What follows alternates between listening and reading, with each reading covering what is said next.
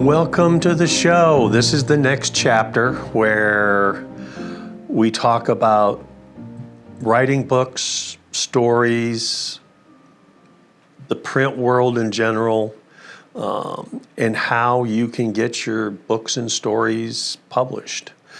I'm Fred Hughes, Amazon best-selling author, and I'm here to talk to you about all things writing. So, getting right down to it, my shameless plug for my own work this week.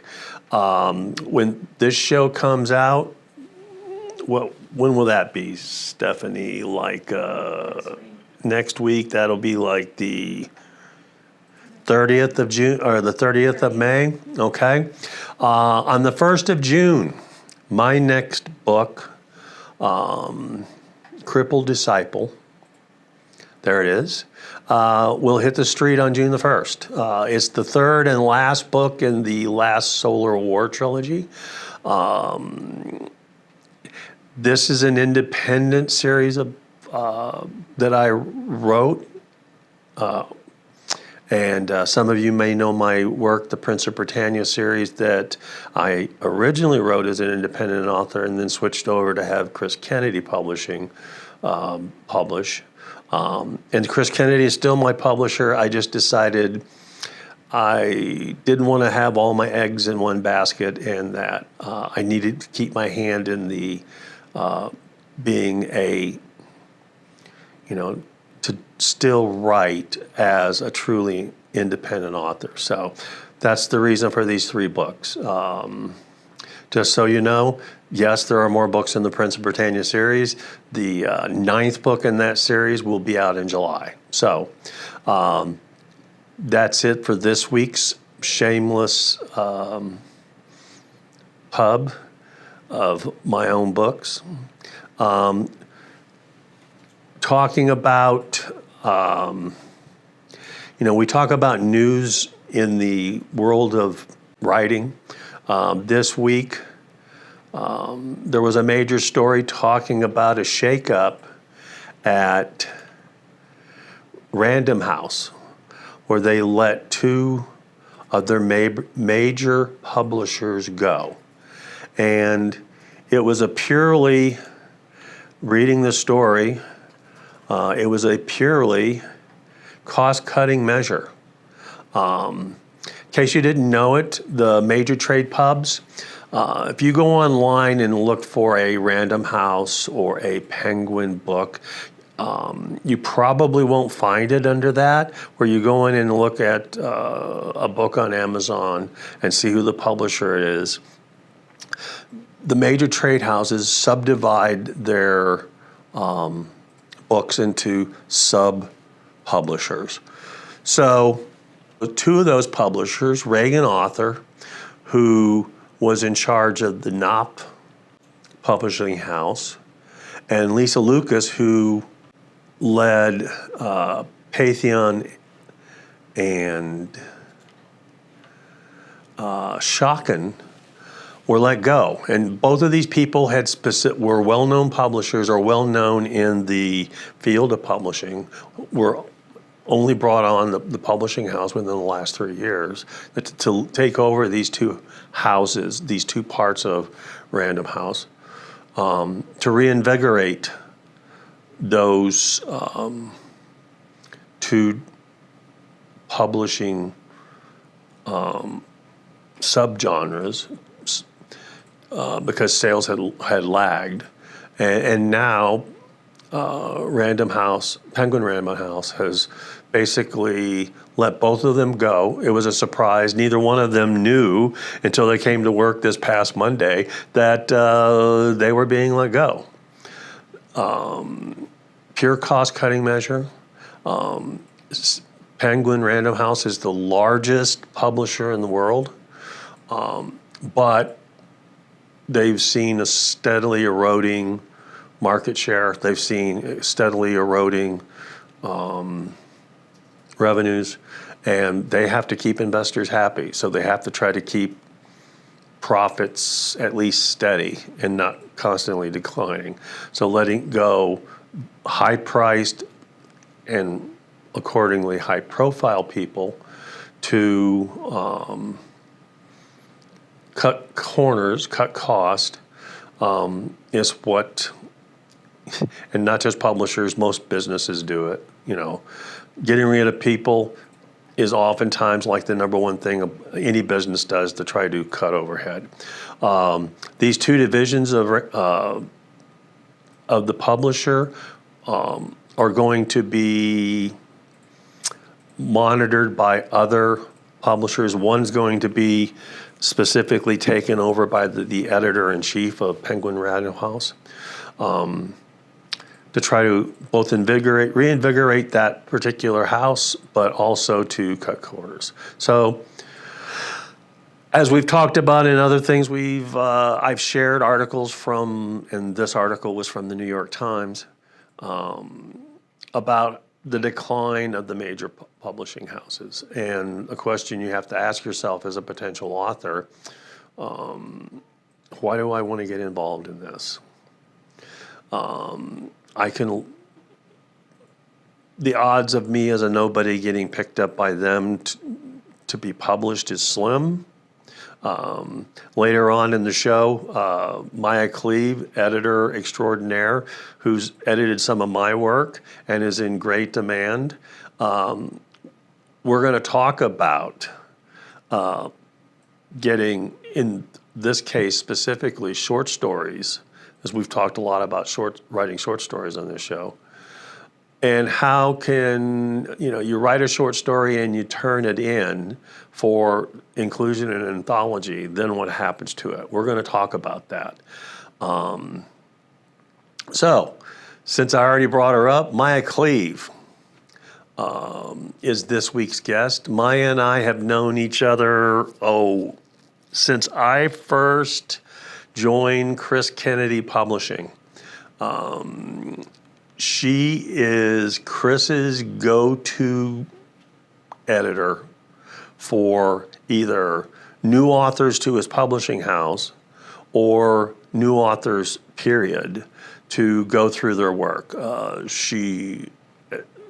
going to get into, her and I are going to discuss the different types of editing and how important editing is to your work. And we've already talked about that. If you want to get noticed and even have a smaller publisher pick and look at your work has to look good. I know people who, even before they turn it in to a publisher, because a publisher, if he accepts your work, is going to run it through his own editors. But sometimes if you're new to a publisher, you want to make your work stand out and look professional. And contacting a professional editor, Mia will call herself a freelance editor, but contacting a professional editor to go through and make your work look professional will go a long way toward any publisher who looks at your stuff to give it a second look and maybe even pick up. As a part of that, we're also going to talk about formatting your stories correctly, which is something we haven't talked about before. But if you go to the different publishing sites for publishers that are accepting new stories, somewhere on the publisher's website, there will be a button to click for story submissions. Oftentimes, if you go to Tor or Bain or any of the major trade houses, when you click on that button, they'll likely say we are not accepting new submissions at this time.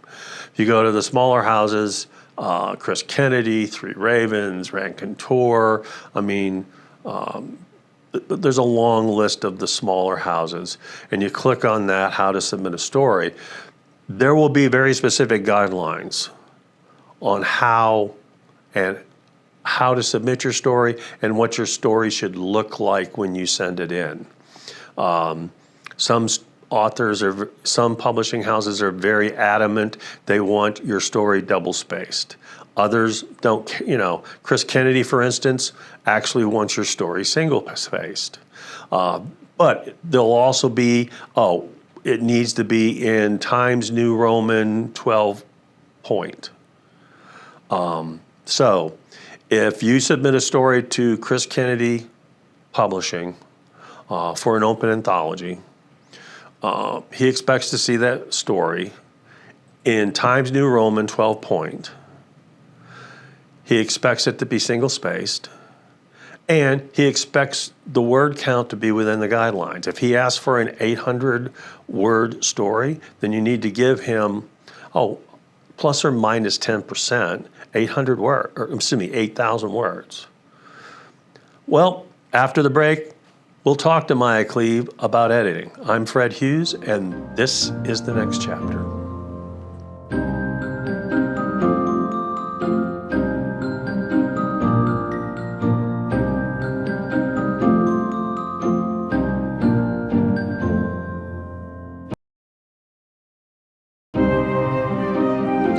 And we're back.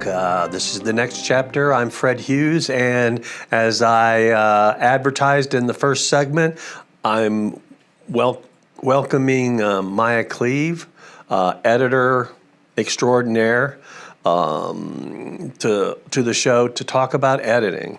And as I mentioned, Mia edited my first book, or I should say re-edited my first book when Chris Kennedy picked it up to redistribute. So welcome to the show, Mia. I'm glad to have you. Mia is a friend. We talk most every Saturday night on a Zoom call with a bunch of the people associated with Chris Kennedy. Talk about. So welcome to the show, Mia. And why don't you start by telling the viewers how important editing is and what does a good editor do for them? Hi, Fred. Thank you for having me on. So what an editor does is they will read through your manuscript and they can do a variety of things. So usually what they start out doing is looking through your story to make sure, and this is called developmental editing. We'll start there. And what that means is the editor will go through, they'll read it, and they'll make sure that your plot is good, that the continuity is good, that all the action goes in the right direction, that you're not repeating some of the stuff that you did earlier, that your characters are well developed, and that everything happens in approximately the right place in the story. Sometimes stories will have something happen too soon. Sometimes they'll have it happen too late. And then the editor has to help move things around or cut scenes to help make that a lot smoother. The reason you want that is if readers say that they couldn't get into a book, it means that certain things didn't happen in the right amount of time for their expectations.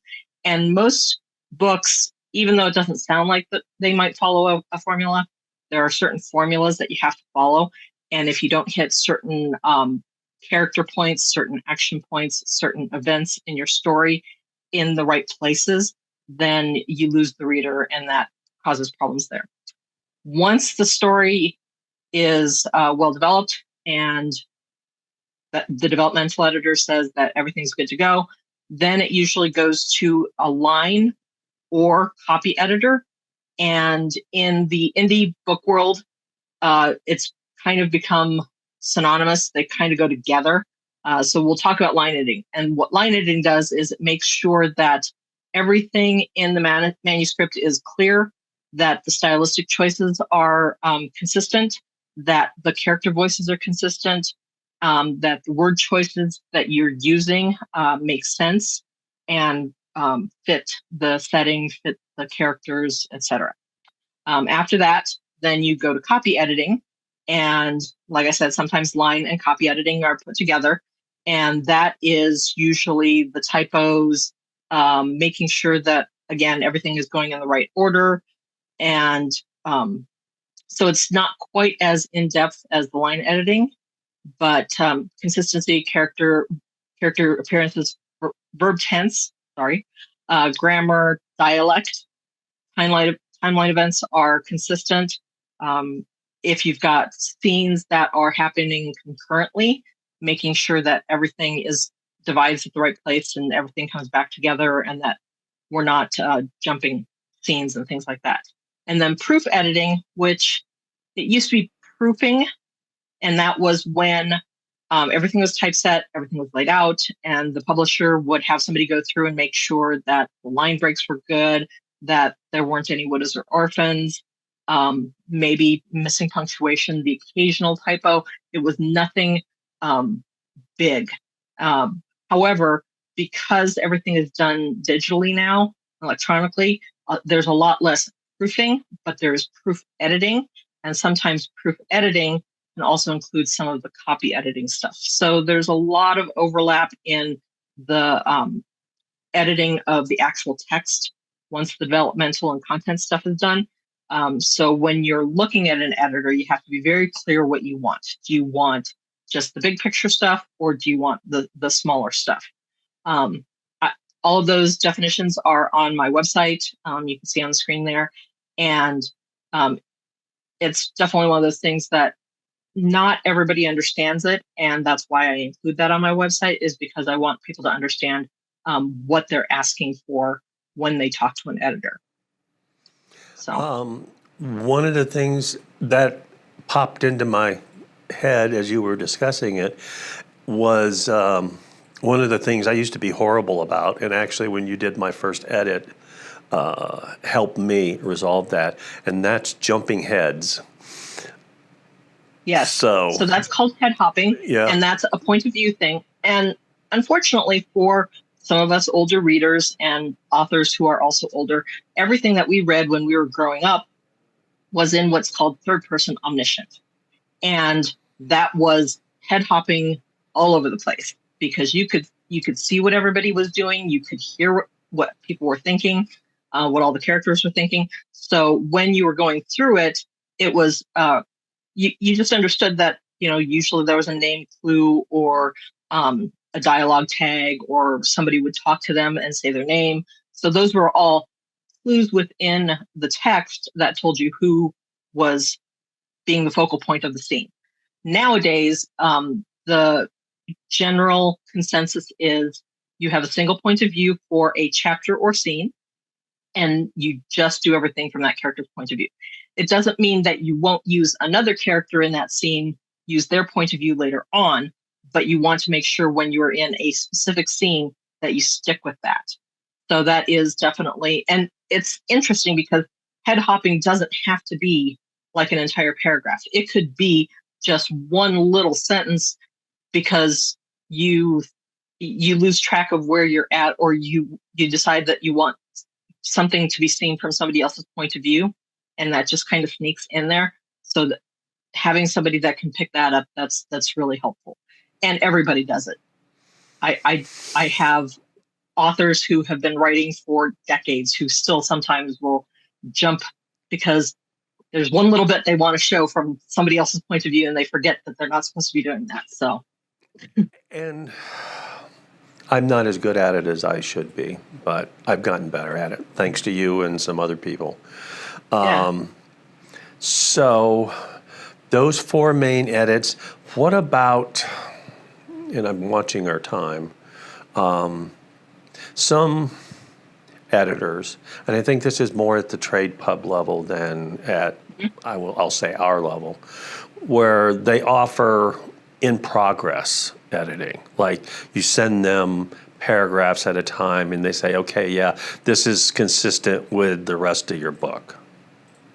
Okay, so that's still sometimes falls within the copy editing, line editing, or even developmental editing, and not a lot of freelance editors work that way, just because we usually try to work a project from beginning to end. As you were saying, in some publishing houses, they'll work with especially new authors a lot more to develop their story. So if you sell a story to a publisher, what usually happens is you have what's called an acquisitions editor, and they read through the stories and they decide which ones the publisher's going to buy. Let's pick that up after the break, Maya, because I want to go back to that, because people have needs, like me. So we'll be right back with Mia Kleve talking about editing your books.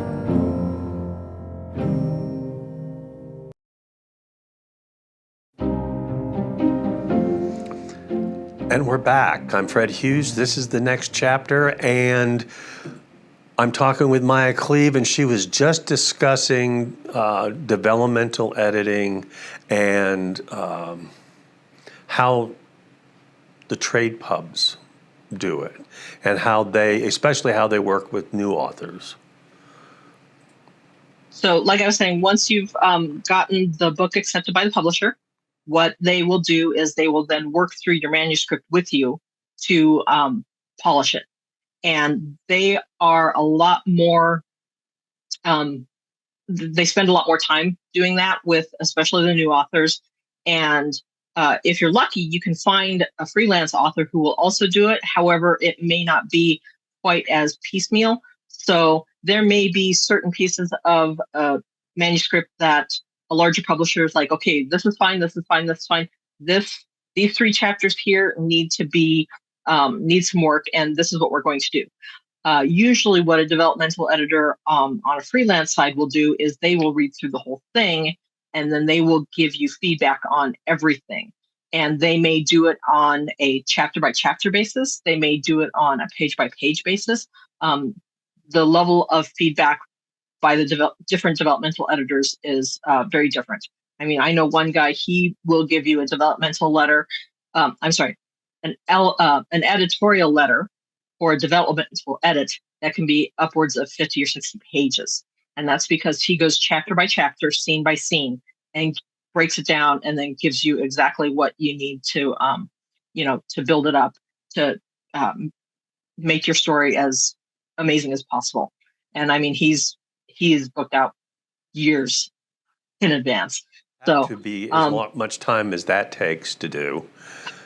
He usually spends about 4 weeks for your typical 100,000 word manuscript, I think. And how fast do you normally get, as not going that far in depth in developmental? How long would you usually take to do a 100,000 word novel? 100,000 words, depending on the type of story, I can take anywhere from 2 to 3 weeks to do that. So I try to do as much as I can, but I know that I'm not. I mean, he's been doing it for years, and he is just on a different level, and I totally understand that. So if somebody's like, I need a really in-depth, I'll send him his way as opposed to trying to do it myself, because it's one of the things of knowing what your limitations are. So it's not that I don't give you a good developmental edit. It's just that I won't give you as in-depth a developmental edit as somebody else might. Then once the developmental edit is done on the trade side, they will send it through a line editor and then a copy editor. And then, of course, they do the proof edit because they've got, they do the layout and they have to make it for print and for ebook and all that stuff. And they do all that stuff in-house. So, but like you were saying, they do a little bit more personalized service, I suppose you could call it, because you've got a single editor working with, 3 or 4 authors on their books, and they've got a much longer production time scale than most smaller publishers or independent authors do. So that's one of the things that I have to keep in mind when I'm working with publishers, is what their timeline is compared to what my timeline might be if I'm working directly with an author. But isn't that one of the reasons for the long lead times for the major trade pubs to get books out? I mean, I think Bain is pushing a 15 months, 18 months from from accepting a book till it comes out, and Tor and the others are even longer than that. And for most traditional publishers, which includes Bain and Tor, Random House, all those big names, could be anywhere from 12 to 36 months. And it all depends on what type of book you're doing, what level of author you are, and how fast they want to get your stuff out. because there are big name authors who can turn in a manuscript today and have it published by a big publisher by the end of the year. But that's somebody who's established, who has a track record of good sales, and they understand that the sooner they get that book out, the sooner they'll get the next book in the series or the next book by that author. So it all depends on where you are placed as far as the publisher is concerned. Okay. Now, one of the other things that Maya in particular is good at, especially if you're a novelist or an author who's thinking of making a career of it, and if you're thinking that, then you're obviously going to string more than one book in a series together, and you start world building. And Maya was very quick to point out in my first book that you're doing an awful lot of world building, and you haven't even gotten to that part of the story yet. So why don't you talk about that a little bit, Maya, to help people out? So that has to do with pacing. So yes, you as the author, you need to understand what your world is and what's going on in your world. And you have to understand how that affects what's going on in the story. The desire, though, to put everything that you have learned into your book as soon as you learn it is really hard to fight. And it's not, if an editor tells you that you don't need that yet, it doesn't mean you don't need it. It just means the story doesn't need it.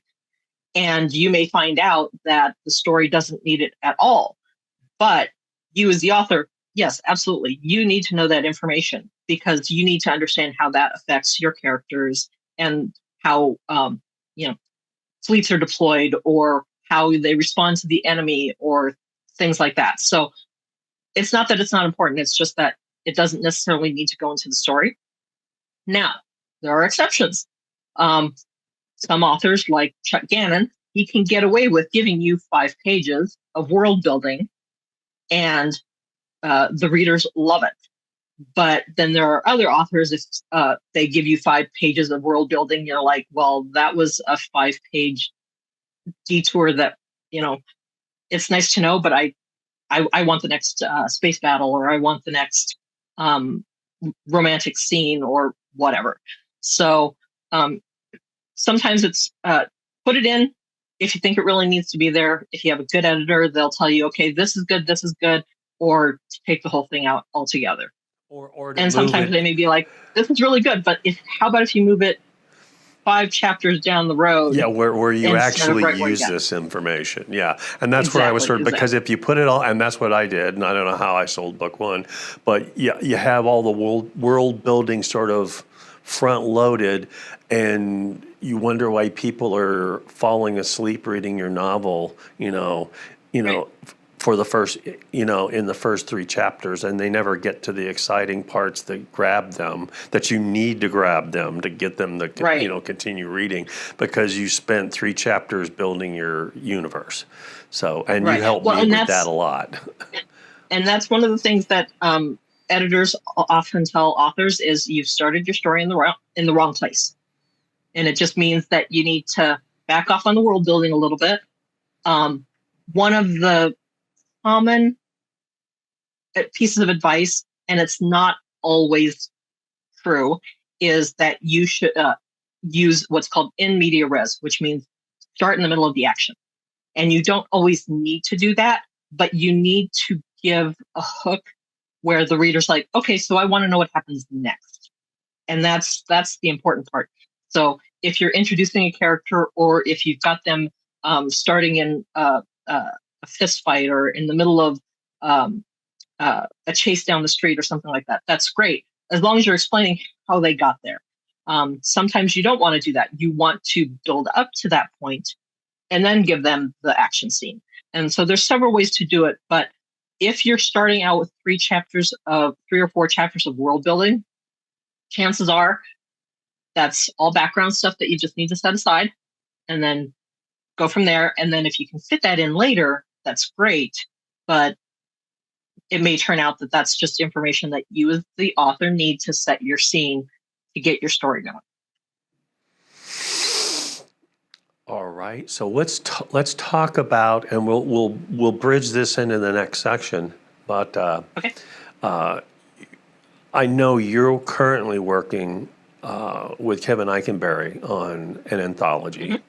Hmm. Yes. And when I say editing an anthology, that's not what we traditionally talk, what we're talking about now as far as editing. And I'm sure you'll be editing the stories, but editing an anthology is more a function of fitting the stories together, making sure the stories Hmm. meet the requirements of the anthology, and then fitting the stories in the right timeline so that the anthology flows correctly. Is that correct? Right. Well, not necessarily a timeline, but you want to make sure that you've got a good starting story, and then you want to make sure you have a good closing story, and then you also need a couple of good in between midway stories, and then you fit all the other stories around it. Sometimes you can do an Let's anthology get back in. to that after the break, Maya. I'm sorry, I Sure. shouldn't have started that late. That's okay. We'll be right back right after the break, and we'll be talking about anthologies.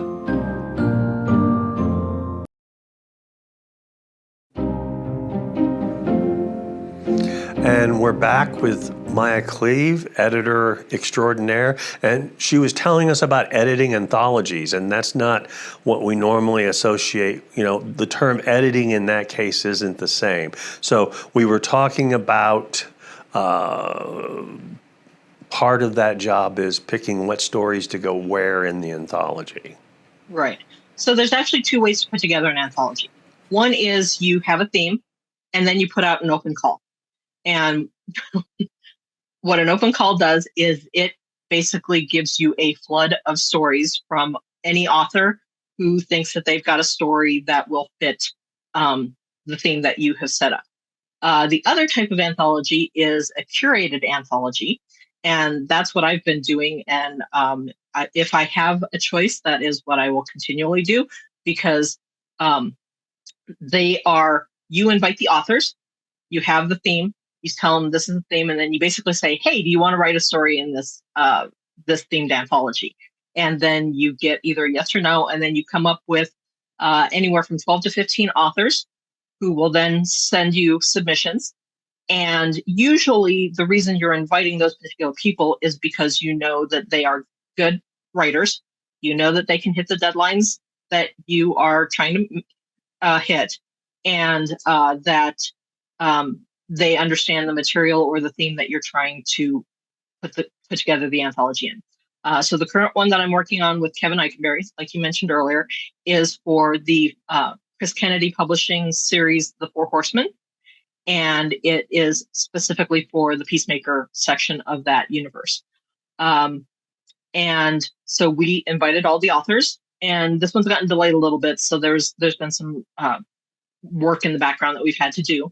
But we got all the submissions. I read through them. Kevin reads through them. We tell the folks whether or not there's anything that needs to be tweaked, whether or not there's something that isn't quite working in the story. So that's a lot more like the developmental editing side. But besides telling them where stuff isn't quite working, we don't really have to give them much direction. And there were only two stories that we had to do that so far, where we needed the author to go back through and say, it's like, hey, can you look at this again and maybe make it a little bit stronger in these areas? But overall, the stories are really strong. They're really good. They fit the theme. They'll fit in the universe. And then what I have to do is then put them in the best order as far as the stories go. You don't want two stories that have similar storylines too close together. You don't want you want the stronger stories, like I said, as beginning and the end stories, and then you want a pretty good one in the middle too to get people over that midway hump. And then you just fill in everything else as best you can. I went ahead and put together the table of contents. I ran it by Kevin Eikenberry, and then he told me whether or not he thought anything needed to move. And then we went ahead and I've assembled it. We're waiting for a couple of things, and then it'll be ready to go to Chris. And as you asked before, was whether or not I actually went through and edited, and I did. So I edit, I send it back, the authors tell me whether or not they want to accept the changes. Most of them don't have a problem with my edits. And then when it gets to Chris, chances are all he'll do is send it through a proofer who will just make sure that there's not a whole lot, aren't any errors that got introduced somewhere along the line, because that's always a risk too. So that's what'll happen to your story. For those of you, we've been talking about writing short stories to go in anthologies. When you submit it and you get accepted, that's what's going to happen to your story before it actually gets into the book. Should I explain what happens? Oh, go ahead. Prior in a slush pile? Okay, so if you are sending into an open call anthology, you will have the editor or possibly a couple of editors, depending on the type of anthology it is and who's putting it together, and they will go through your stories. Now, one person I know who is editing an anthology put out an open call, left it open for a week. He got 10,000 submissions. So the really important piece of advice that I have for folks that are writing short stories for submission to an anthology is follow the submission guidelines. Whatever they tell you the font should be, whatever they tell you the spacing should be, whatever they tell you the cover sheet should look like, or the cover letter. If they tell you not to include your name on the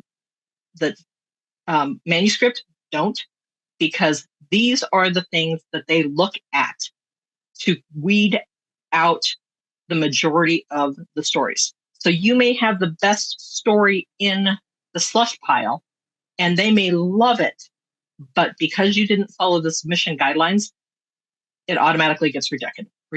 It's the same thing I did as a boss getting resumes for open positions. Mm-hmm. It's like, this is what I asked for, and it was going through the pile, yes, no, yes, no, yes, no. And, Absolutely. It basically, slush stories are the same way. If the person couldn't submit the story appropriately, then the story isn't likely to, I don't want to say the story isn't good, but it's like, no, this person didn't care enough to follow the rules. Why should I care enough to put them in my book? Absolutely. So, and that's literally, if they print them out, or even if they look at them on the screen, they'll be like, yes, no, yes, no, yes, no. And they are not even looking at the story. So for all of you out there with stories, it's not enough to say, oh, Raconteur Press, because we talked to them last week, or Three Ravens, or whoever, in this case, Chris Kennedy, because Chris Kennedy does do a lot of anthologies, and he does post a lot of open calls on his website. Read the directions, follow the directions, or I almost guarantee it, your story will not even be considered. And so then you get all, frustrated because, another story rejection. Well, and Maya didn't say this, but not all the guidelines are the same from publisher to publisher. Right. So one of the things that you'll hear a lot is standard manuscript format. And I have that posted on my website.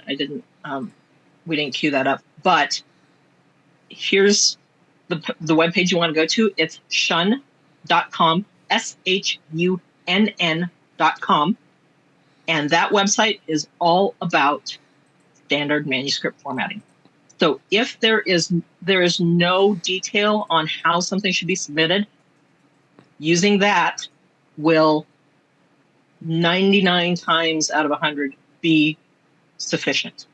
I want to thank Maya for being on the show and telling us about how to get your stories edited. There's her webpage, markedup.com. That's it for this week's show. I'm Fred Hughes, and this was The Next Chapter.